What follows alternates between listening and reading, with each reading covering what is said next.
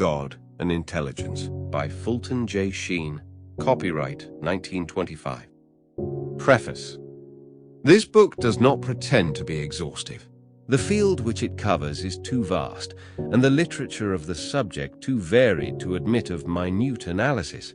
Its aim is rather to suggest solutions of modern problems in the light of the philosophy of St. Thomas. To this end, it sets in contrast the modern and the Thomistic notions of God and intelligence. The modern notions, particularly those drawn from contemporary English and American philosophy, are first exposed uncritically and objectively. Whatever disadvantages such a method may have, it certainly has the great advantage of allowing modern thought to state itself, both in its negative and in its positive position, on the problem in hand. A critical appreciation of the modern doctrines on God and intelligence follows upon this exposition. The development of the Thomistic doctrine is prompted in almost every case by the line of thought of our contemporaries. There is no purely positive treatment of traditional doctrines. All this is presupposed. This work is merely an emphasis of certain points of view which have an interest for contemporary thought. It presumes that the scholastic notions of God, his nature and his intelligence, as well as the criteriological and ontological problems of knowledge, have been already treated. Hence, there is no attempt made in the course of this book to treat traditional theodicy in its entirety.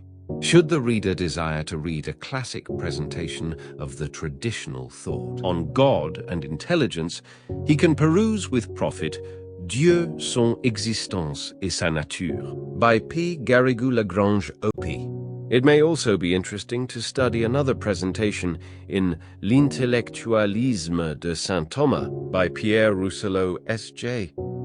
The 5 arguments for the existence of God have not been treated because they have been thoroughly dealt with by others, and also because contemporary philosophy calls rather for a treatment of their substitute notions, such as religious experience and hypotheses.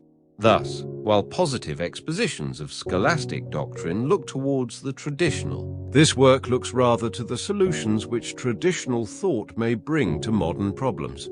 It seeks to make St. Thomas functional, not for a school, but for a world. It is only accidentally that St. Thomas belongs to the 13th century. His thought is no more confined to that period of human history than is the multiplication table. Truth is eternal, though its verbal expression be localized in time and space.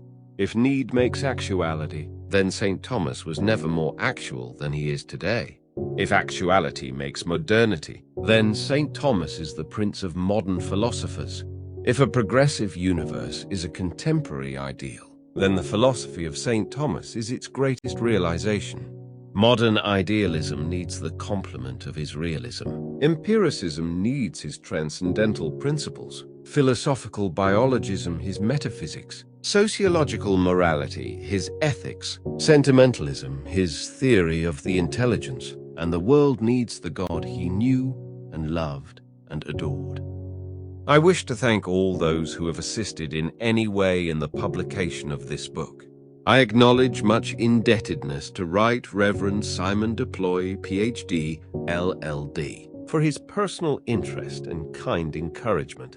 My deepest thanks are also due to Dr. Léon Noël, who not only suggested the problem, but kindly inspired everything that is best in the treatment of it.